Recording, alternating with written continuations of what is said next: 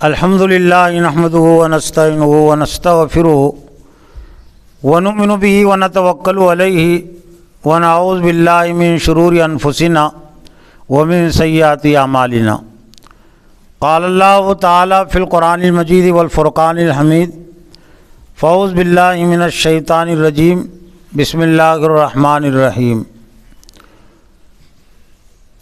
الیوم اکملت لکم دینکم واتممت علیکم نعمتی ورضیت لکم الاسلام دینا وقال اللہ تعالی اذن یا ایھا الذین آمنوا ادخلوا فی السلم کافۃ ولا تتبعوا خطوات الشیطان انہ لکم عدو مبین صدق اللہ العظیم وقال النبی صلی اللہ علیہ وسلم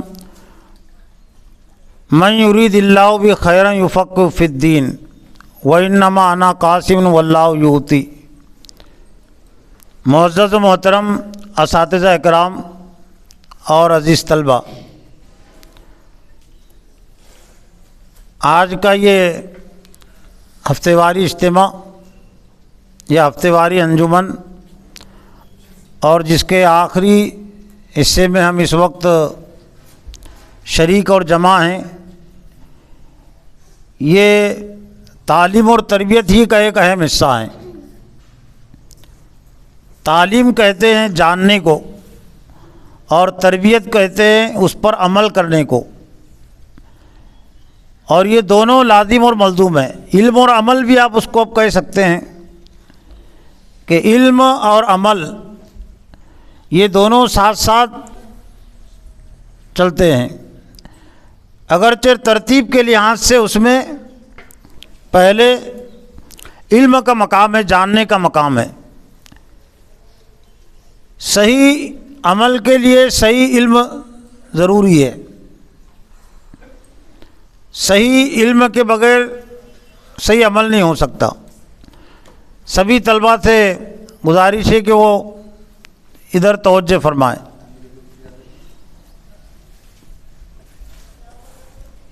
جس چیز کی طرف ہم کو سب سے زیادہ توجہ دینی چاہیے وہ یہ ہے کہ ہم کو پیدا کس نے کیا اور وہ ہم سے چاہتا کیا ہے۔ تو اس کا جواب تو سبھی طلباء کو معلوم ہوگا کہ اللہ نے ہم کو پیدا کیا، اور اللہ یہ چاہتا ہے کہ ہم اس کی مرضی کے مطابق چلے۔ اور اللہ کا جو دشمن ہے ابلیس، شیطان سے ہم اپنے آپ کو بچائے۔ جو آیت آپ کے سامنے پڑھی گئی، یا ایھا الذین آمنوا ادخلوا فی السلم کافۃ ولا تتبعوا خطوات الشیطان، اللہ نے فرمایا کہ اے ایمان والو، اسلام میں پورے کے پورے داخل ہو جاؤ۔ ایک ہے مدرسے کا داخلہ اور ایک ہے اسلام میں داخلہ۔ یہ مدرسے میں بھی جو داخلہ آپ نے لیا ہے، یہ ہم نے آپ کا داخلہ یہاں لیا ہے، تو وہ اس لیے لیا ہے کہ اسلام میں داخلہ ہمارا آسان ہو جائے۔ اسلام میں داخل ہونے کے لیے جہاں سے اسلام ہم سمجھ سکتے ہیں، یعنی قرآن و حدیث، تو قرآن و حدیث کی تعلیمات کو جاننا ضروری ہے، تبھی ہمارا اسلام میں پورے طور سے داخلہ ہو سکتا ہے۔ اسلام میں پورے کے پورے داخل ہونے کا مطلب کیا ہے کہ ہماری جو سوچ ہے، ہماری جو پسند ہے، ہماری جو آرزو اور تمنا ہے، تو وہ اسلام کے مطابق ہو جائے، اللہ کی مرضی کے مطابق ہو جائے۔ اور اللہ تعالیٰ نے اسلام میں مکمل داخلے کے لیے اور اسلام میں ہمیشہ رہنے کے لیے روزانہ کا نصاب بھی جاری کیا۔ نصاب اردو لفظ ہے، انگریزی میں اس کو سلیبس کہتے ہیں۔ ہر مدرسے کا ایک سلیبس ہوتا ہے، نصاب ہوتا ہے۔ اردو مدرسے کا بھی ایک نصاب ہوتا ہے، پہلی کلاس کا بھی ایک نصاب ہے، دوسری کا نصاب ہے، مطلب جو کتابیں پڑھتے ہیں اس کو نصاب کہتے ہیں۔ تو بنیادی طور سے اسلام کا نصاب، اسلام کا سلیبس تو قرآن و حدیث ہے، لیکن ہر وقت ہر مسلمان مکمل قرآن اور حدیث کو اپنے سامنے نہیں رکھ سکتا، ہر وقت پورے طور سے نہیں پڑھ سکتا۔ اس لیے پورے اسلام کا اور قرآن حدیث کا نچوڑ اور خلاصہ اللہ تعالیٰ نے اذان اور نماز میں رکھ دیا۔ یہ روزانہ کا جو نصاب تعلیم، نظام تعلیم و تربیت ہے اذان اور نماز کی صورت میں، تو اگر مسلمانوں نے اذان کو سمجھ لیا، ہم نے اذان کو پورے طور سے سمجھ لیا، نماز کو پورے طور سے سمجھ لیا، تو پھر اسلام میں پورے طور سے داخل ہونا اور اسلام میں ہمیشہ داخل رہنا آسان ہے۔ اذان مکمل دعوت ہے۔ اذان صرف وہ نماز کی اطلاع نہیں ہے، چونکہ اذان روزانہ آپ سنتے رہتے ہیں اور اللہ اور اس کے رسول کی طرف سے 5 مرتبہ کے لیے رکھی گئی ہے، اس لیے اذان کے متعلق ضروری باتیں آپ کے ذہن میں رہنا چاہیے تاکہ اذان کے مطابق آپ کی زندگی گزرے اور آپ سے اذان کی خلاف ورزی نہ ہو۔ اللہ اکبر، اللہ اکبر، اللہ اکبر، اللہ اکبر، یہیں سے اذان شروع ہوتی ہے نا۔ اللہ سب سے بڑا ہے، اللہ سب سے بڑا ہے کا مطلب کہ اللہ کا حکم سب سے بڑا ہے، اور یہ اذان میں اللہ تعالیٰ نے زیادہ مرتبہ اللہ اکبر کا جو کلمہ رکھا ہے وہ عین ضرورت کے مطابق، اس لیے کہ اللہ کی اطاعت اور فرما برداری کرنے کے لیے اللہ کے حکموں کو سب سے بڑا سمجھنا ضروری ہے۔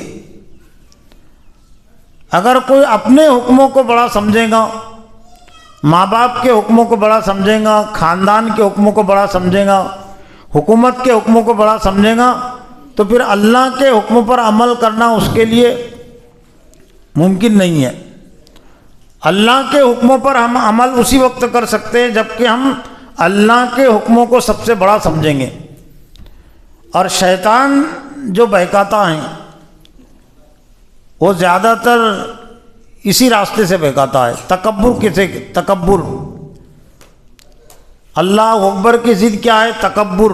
تکبر اور بڑائی یہ صرف اللہ کے لیے خاص ہے، کسی انسان کے لیے تکبر جائز نہیں ہے۔ اپنے آپ کو بڑا سمجھنا یہ سب سے بڑا گناہ ہے۔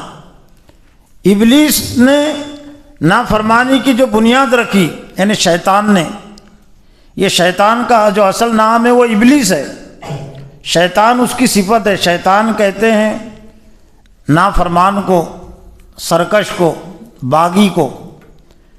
انسانوں میں سے بھی کچھ شیطان کہلاتے ہیں، جو شیطان کے نقش قدم پر چلتے ہیں وہ شیطان ہوتے ہیں۔ قرآن مجید میں شیطان کا جو لفظ ہے وہ انسانوں کے لیے بھی استعمال ہوا ہے۔ کون سے انسانوں کے لیے؟ جو شیطان کی باتوں پر عمل کرتے، شیطان کے پیچھے چلتے ہیں، ابلیس کے پیچھے چلتے ہیں، تو اللہ تعالیٰ نے ایسے لوگوں کو بھی شیاطین قرار دیا۔ پہلے پارے کا جو دوسرا رکوع ہے جس میں اللہ تعالیٰ نے منافقین کے کردار کو بیان کیا، وَمِنَ النَّاسِ مَن يَقُولُ آمَنَّا بِاللَّهِ وَبِالْيَوْمِ الْآخِرِ وَمَا هُم بِمُؤْمِنِينَ۔ یہاں سے شروع ہوتا ہے پہلے پارے کا دوسرا رکوع۔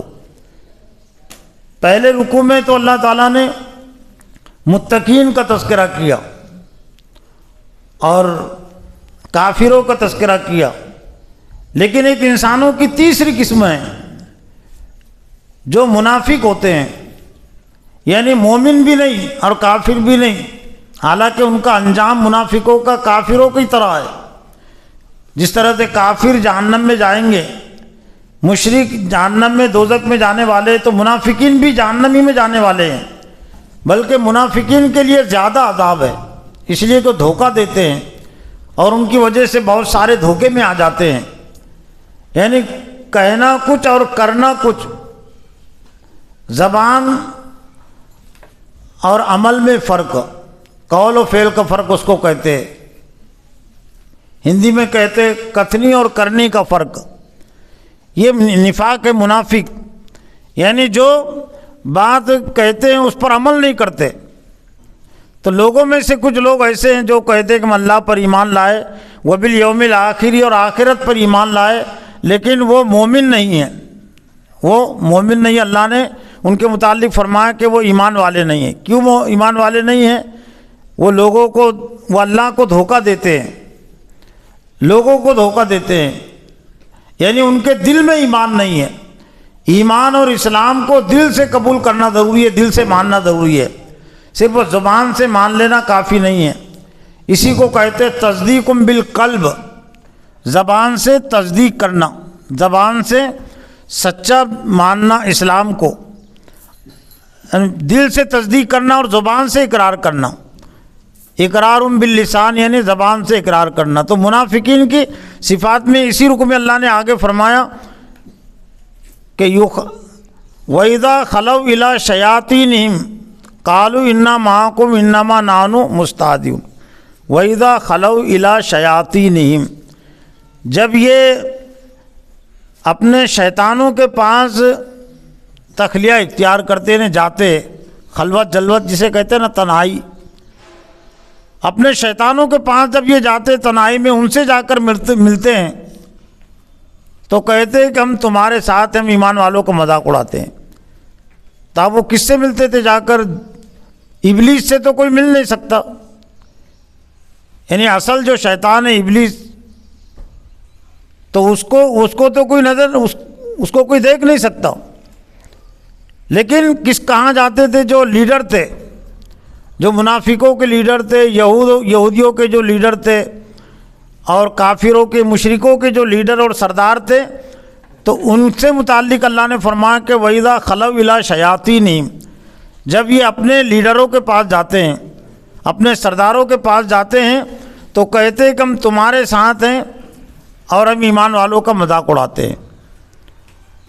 تو اذان کے پیغام کو اس لیے سمجھنا ضروری ہے کہ ہم اذان کو سمجھے بغیر شیطان کو نہیں سمجھ سکتے، شیطان کے مکر و فریب سے ہم نہیں بچ سکتے۔ شیطان نے جو نافرمانی کی ابتدا ڈالی ہے، قرآن مجید میں ہے وہ واقعہ پورا۔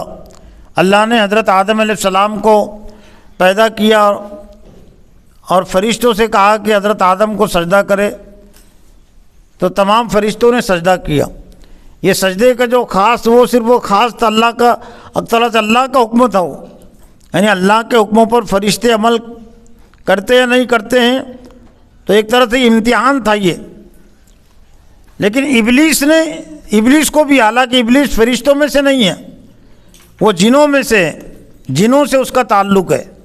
جن بھی ایک مخلوق ہے، جس طرح سے انسان ہے تو جن بھی ہے، لیکن جن ہم کو نظر نہیں آتے، لیکن ان میں بھی ایمان والے ہوتے، ان میں بھی کافر ہوتے، اور دونوں کی پیدائش کا جو مقصد ہے وہ بندگی ربی ہے۔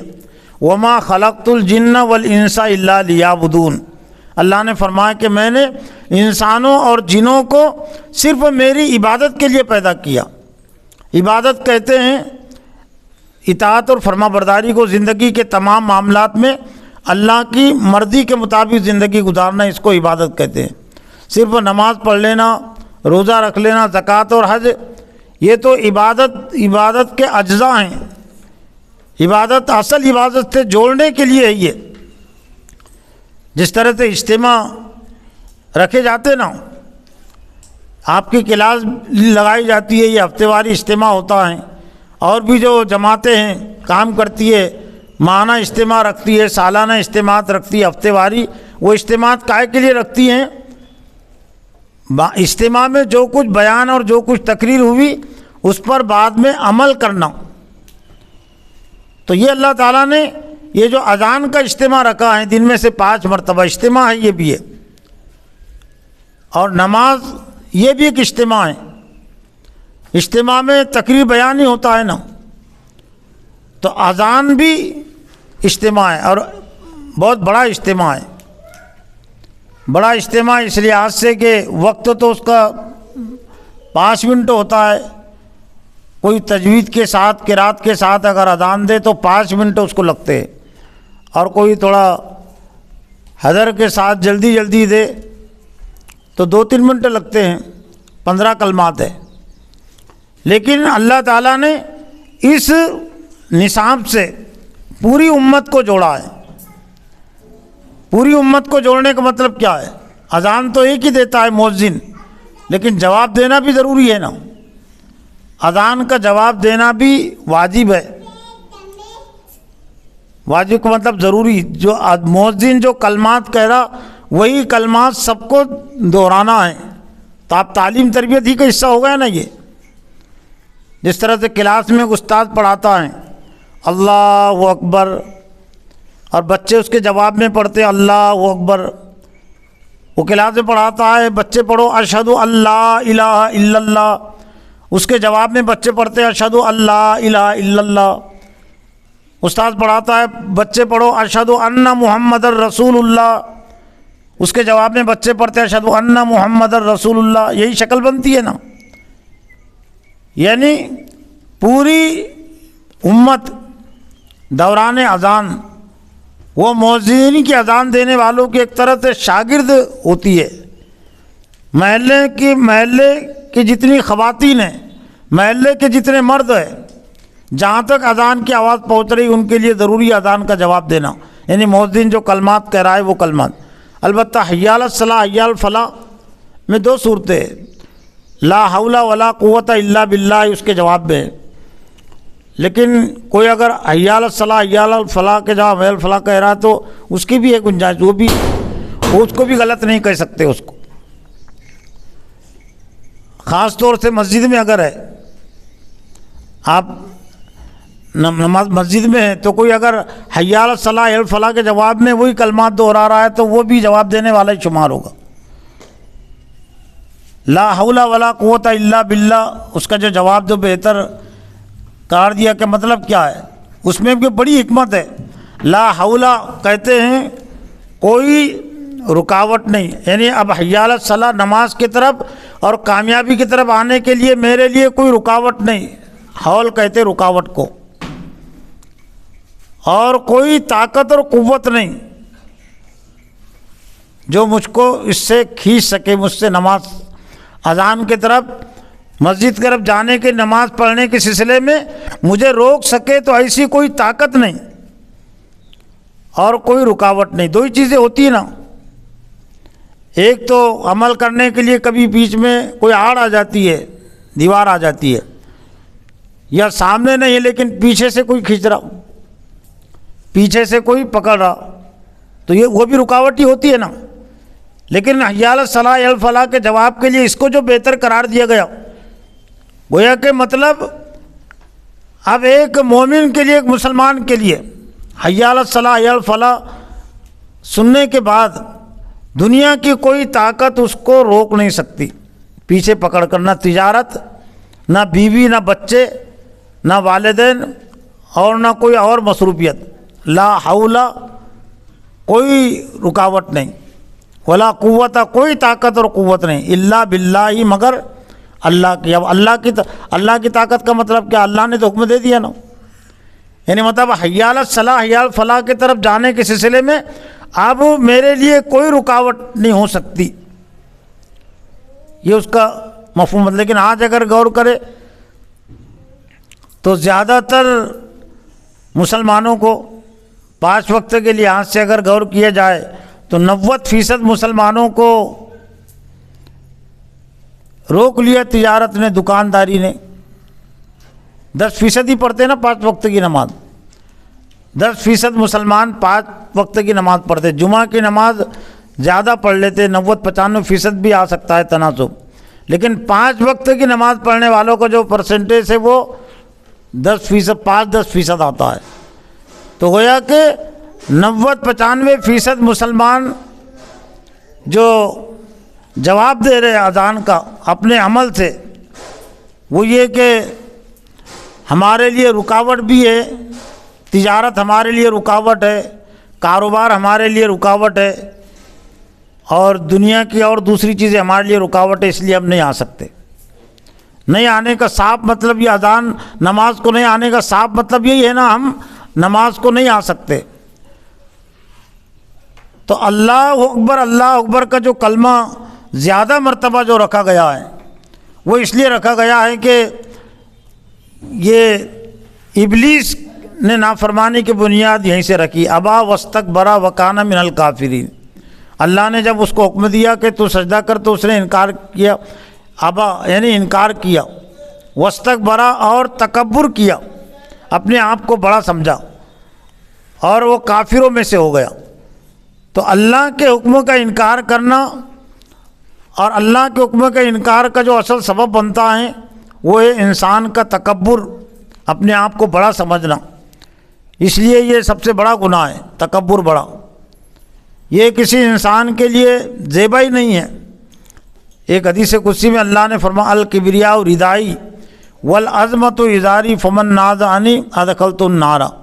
الکبریاء یعنی بڑائی میری چادر ہے اور عظمت میرا ازار ہے، مطلب یہ کہ میرا لباس، چادر اور قمیض جو ہے تو پہلے جو دو کپڑے پہنتے تھے اور آج بھی حاجی دو ہی پہنتے ہیں، تو ایک اوپر کی چادر ہوتی ہے اور ایک نیچے، اس کو ردائی کہتے ہیں، اس کو ردا۔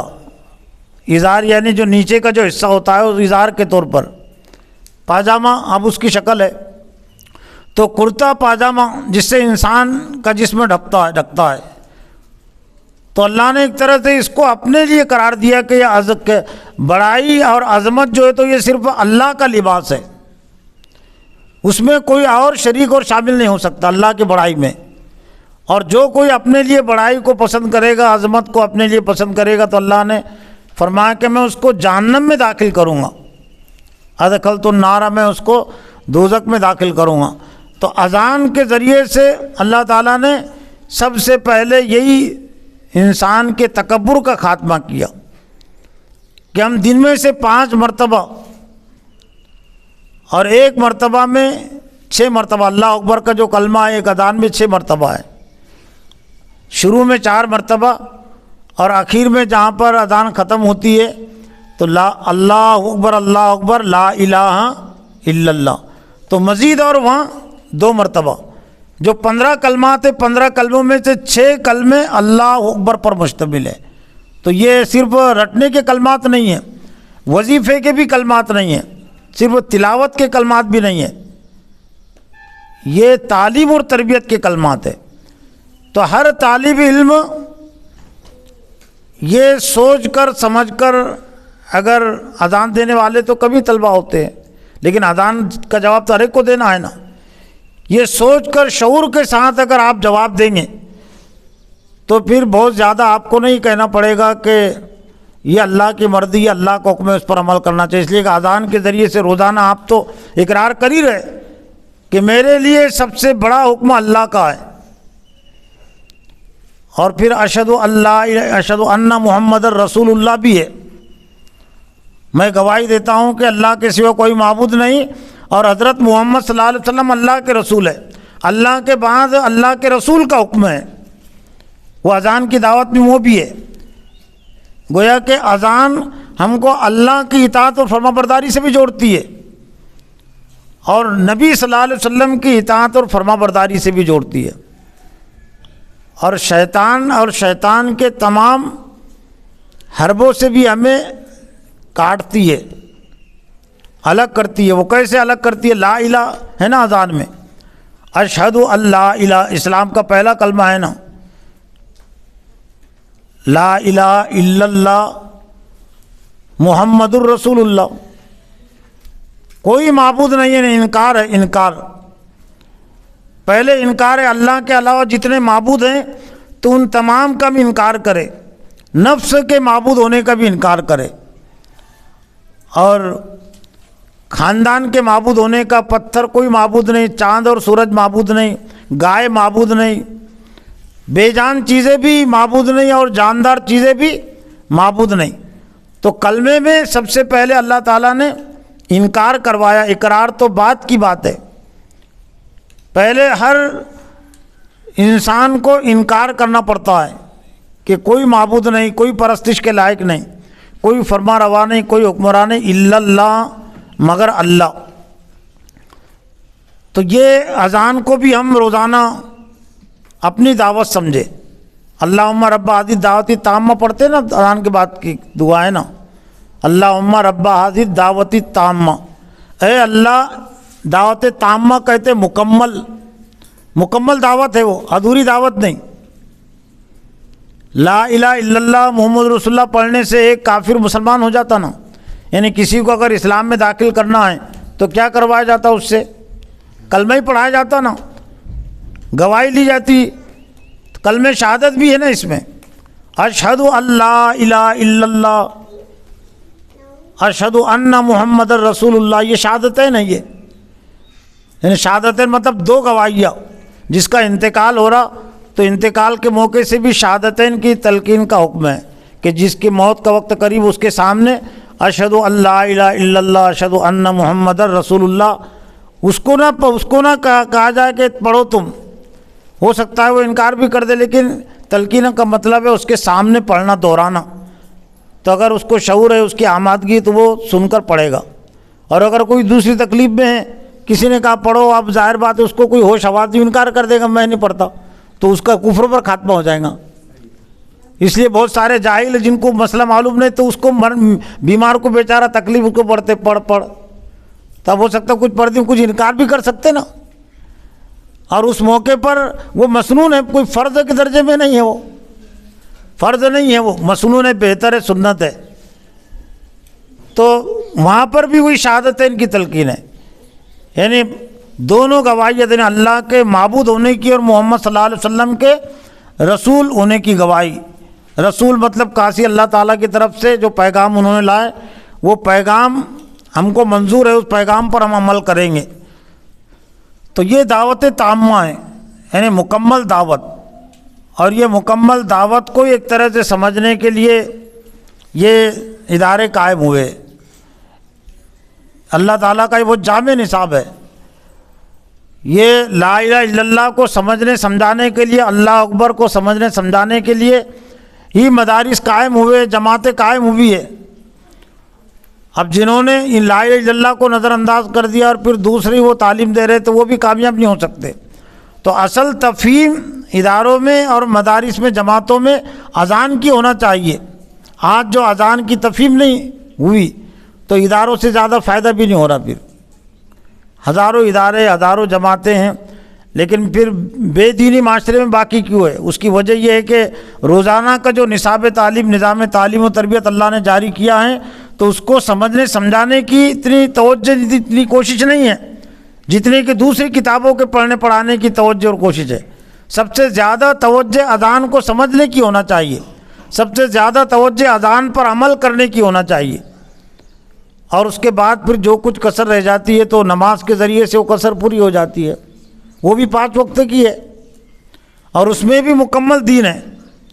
نماز کے متعلق انشاءاللہ آئندہ کے اجتماع میں کچھ باتیں ضروری پیش کی جائیں گی، لیکن اذان سے متعلق یہ 2-3 موٹی ضروری آپ بات رکھے، ذہن میں رکھے کہ اذان یہ مکمل دعوت ہے، اور یہ صرف اذان دینے والوں کے کلمات نہیں ہیں، یہ پوری امت کے کلمات ہے۔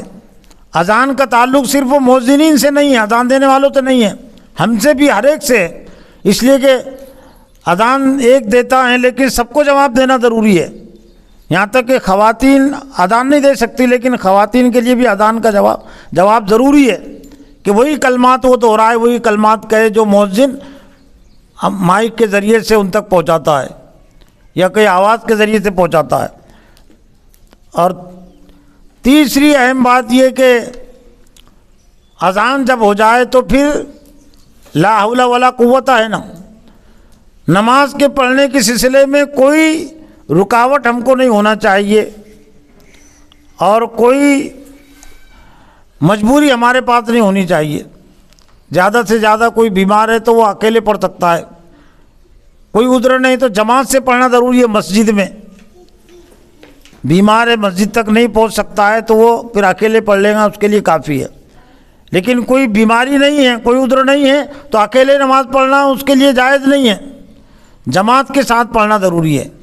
تو ایسے جب یہاں اذان ہو جاتی ہیں حی علی الصلاۃ حی علی الفلاح کے بعد تمامی طلبہ جو ہے تو مسجد میں حاضر ہو جائے۔ کوشش کرنی چاہیے کہ وضو ہمارا اس سے پہلے اگر ہو جائے تو یہ سب سے اچھا ہے، لیکن دیکھا جاتا ہے کہ اذان کے بعد بھی 5-10 منٹ کے 15 منٹ کے بعد جماعت ہوتی ہے، لیکن پھر بھی طلبہ مسجد میں بہت کم رہتے ہیں، جس طرح سے محلوں میں کم رہتے تو خیر ان کی تو مجبوری ہے، لیکن آپ کے لیے سب یہاں چیزیں مہیا ہیں، وہ تو دور سے بھی آتے ہیں، لیکن آپ چونکہ یہی آپ کے وضو کا بھی انتظام یہی ہے، طہارت کا انتظام یہی ہے، تو آپ کو زیادہ اس میں دیر نہیں لگنی چاہیے۔ اذان سے پہلے ہی اذان ہونے کا حی علی الصلاۃ حی علی الفلاح کے وقت ہی ہم یہاں پر موجود رہے، یا کم از کم اس وقت، اور ہم اس میں زیادہ تاخیر نہ کریں۔ کوئی رکاوٹ نہیں اور کوئی طاقت اور قوت نہیں جو مجھ کو نماز سے دور رکھ سکے، مسجد سے مجھے دور رکھ سکے۔ اللہ سے دعا ہے کہ اللہ تعالیٰ مجھے بھی اور آپ کو بھی اذان کے پیغام کو سمجھنے، اس پر عمل کرنے کی توفیق عطا فرمائے۔ ربنا تقبل منا انک انت السمیع العلیم وتب علینا انک انت التواب الرحیم برحمتک۔